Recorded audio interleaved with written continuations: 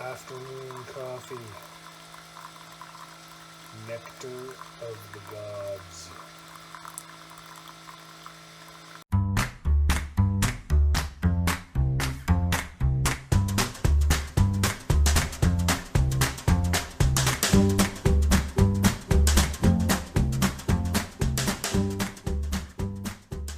Hey, what up, universe? It's the L Dog Show, and first off, I have to apologize because it's been a couple of months since I've done much on here, and no excuse, just my own fault, and haven't been doing much, and having a hard time getting motivated, but I think it's coronavirus, COVID, whatever you want to call it, fatigue, has kind of set in and made it difficult to concentrate and do too much.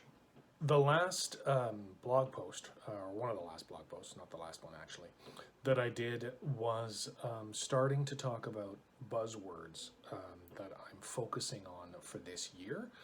And I thought maybe now would be a good time to kind of expand on that some more. One of the last blog posts I wrote was on the first buzzword, which is trust. And so I want to talk a little bit more about that today. Trust is defined as a firm belief in the reliability, truth, ability, or strength of someone or something. That's the dictionary definition of the word trust. At the end of the day, it's really about whether or not you can confidently believe that someone has your best interest at heart. In the age of COVID-19, Donald Trump, social media, fake news, all of that, I'm choosing to focus on trust for the next season of life as a differentiator in how I operate, so that people can understand and know that I have their best interest at heart. In the film The Social Dilemma, which I watched back in November, I think, maybe October, one of the things that they talk about is the fact that because social media, in particular Facebook and Twitter and all of those places, are free to use, while they're still making gajillions of dollars, you've got to stop and ask yourself a very critical question. So what's the product? If I'm not paying for this, what's the product? And the answer is you, or your attention is what's being packaged and sold to the advertisers through Facebook and Twitter and Instagram and all of those other places. So if you are the product, or your attention is the product, more accurately, then in order to hold on to your attention and to be able to sell to the advertisers, truth, nuance, and ultimately trust end up being sacrificed on what I refer to as the altar of conformity. The closest thing we have in recent history to social media would have been radio. And back in the early days of radio, and even today in radio, it's the same idea. They're trying to hold your attention so that they can advertise to you. But with radio, if you don't like what you're hearing, all you need to do is turn the dial. Whereas with social media, they have created an algorithm that tracks your behavior. So if you don't like what you're seeing, it's very difficult to re-inform the algorithm to feed you additional information or something different, because they've already figured out what you like and they just keep feeding it to you over and over and over and over again. So when I say that I'm focusing my attention right now on the buzzword of trust, what I'm trying to do is really two things. First of all, I'm trying to remain conscientious of where I'm placing my trust on a regular basis, so that I don't become fixed in my thinking and unable to learn new things. That's what social media wants me to do, because then it's easier to feed me data and sell my attention to the advertisers. And second, I must remain mindful of who has placed their trust in me so that I can continually strive to remain trustworthy. That's an even bigger dilemma for me, because trust is a really precious commodity. And regardless of where you placed that, it becomes an issue of your quality of life. When you place your trust in someone or something, you're giving them incredible power to shape who you are and who you eventually become. I recently had a conversation actually with a media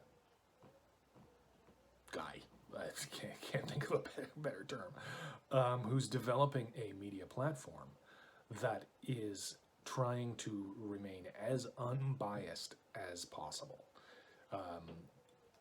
All media, not just social media, tends to skew in a bias one way or the other because it's easier. And journalism, even in mainstream journalism, has become lazy in fact checking and all of those kinds of things that make journalists credible in order to maintain people's attention.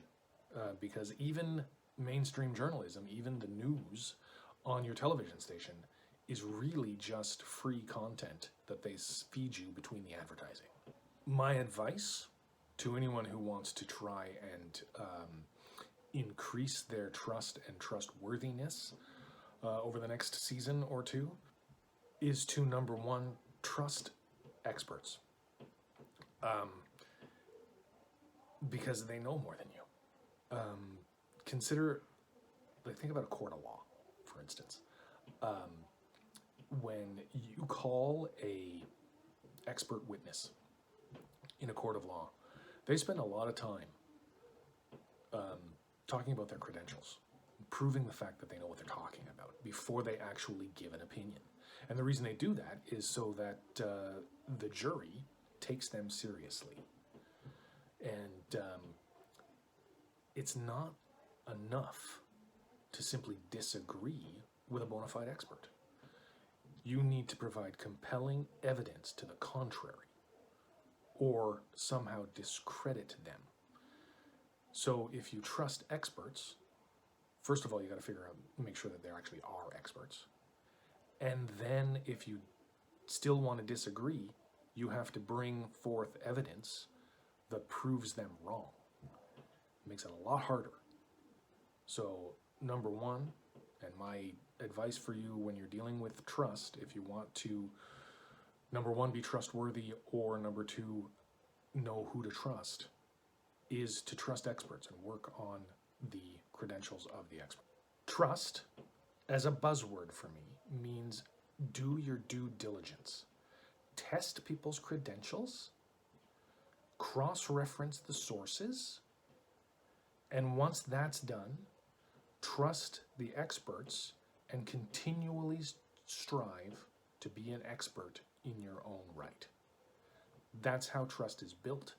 That's how we get out of this mess that we're in right now with fake news and agenda politics, and living in these silos of information that may or may not be true, that's fed to us by an algorithm whose main purpose is to continually keep us searching for more. That's what I got for you today. Stick around. I'm going to try and do a video a week. I know I've said that before. It doesn't always happen. You know, such is life. But that's what's going on. Enjoy the afternoon coffee. Get out and see the sun. I think it's trying to shine today. And I'll talk to you next week, maybe.